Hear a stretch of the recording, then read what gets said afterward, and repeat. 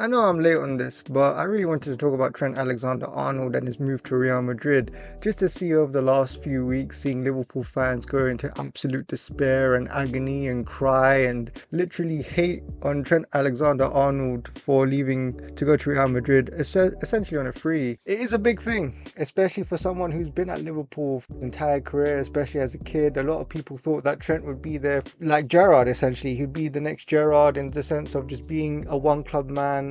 He's from Liverpool as well. He's been at the club his entire life, and it's something that a lot of people, especially in Liverpool, and all the Liverpool fans are sad about. And to see the meltdown that everyone's having on Trent to go into Real Madrid, now don't get me wrong, Real Madrid is the pinnacle of football. Any player around the world, doesn't matter if you're a one club man or whatever, when Real Madrid come calling, you listen to them because they're essentially the best club that football has to offer. And that's just me saying it for how it is. They've won the most Champions League, they have the most illustrious history, they have the top players that have played for them essentially in history, bar a few, especially those who played for Barcelona and etc. But Real Madrid are the biggest club in football, and you could argue Manchester United, but to be fair, that's an entire debate in itself. But the point I'm making is that Trent Alexander-Arnold would always listen to Real Madrid even though he's from Liverpool, and there's been people saying that whether he's planned this from the get-go or whether it's been a long time in the making. And there's various opinions on this. I mean, for somebody to run their contract down towards the end, I mean, it just shows me that Trent always had in his mind to leave Liverpool eventually. Otherwise, he would have signed the contract. And I think that Real Madrid have done this thing where they have managed to get so many players on a free, whether it's guys like Alaba, Mbappe, now Trent. I think it's a tactic that they use because they know their name is so big that players would essentially risk running down their contracts to go to Real Madrid and maybe face repercussions from their former clubs.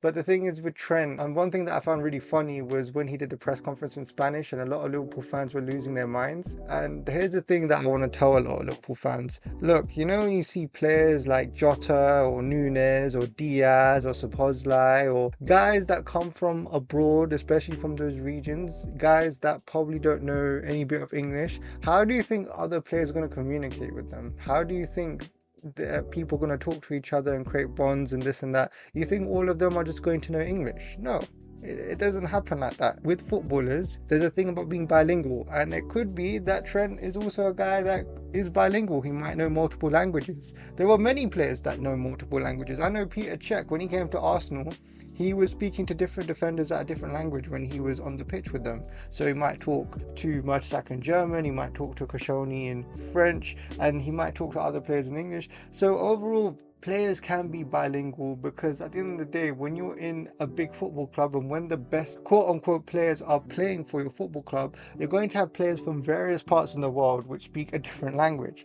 And it's important for your players, whether they're from England or wherever, to speak another language and essentially communicate with them and make them feel comfortable and create a good environment for them essentially. And I think with Trent, a lot of people have been making the joke about him going on Duolingo for the last couple of months or whatever it is, but I just think as footballers, you're taught to be bilingual and to speak a different language. Now you can make the argument about other players like Gareth Bale or whatever. He didn't learn that much Spanish. I guarantee you he has learned some Spanish in Spain. There's no way he hasn't learned any. But I just think that his skill and his pedigree as a footballer has got him over the edge where he didn't need to learn as much. But I think this argument is really stupid. I think that a lot of people losing their minds over the fact that Trent has done a press conference in Spanish is just laughable, to be honest with you. But one thing that I did caught my eye was when he made the comment where he said this wasn't a decision that he made over a long period of time, he made it over the last a couple of weeks or last month or so, which I don't think that's true. I think he was very hesitant or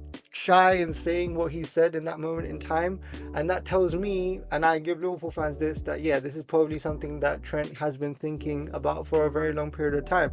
And you can tell it's a whole brand thing now. I mean, he's changed his number. Instead of Trent Alexander-Arnold, it's just going to be Trent. from a branding perspective, it's going to be a lot easier for people to remember Trent compared to Alexander-Arnold. So there's been a lot of things in play for Trent in his move to Real Madrid, and it's been a long time in the making. We're going to see I don't know how he's going to do at Real Madrid. Obviously, he's one of the top right backs in the world, one of the best crossers in the world. With Xabi Alonso, what formation is he going to do? Is he going to put three at the back and then put him as a wing back and allow Trent to get those crosses into the box? But then what's going to happen with the strikers? Do they fit in that sort of system? There's so many things to think about and so many ways that Real Madrid can go in. But what I can say is that Trent would be a great addition for any team.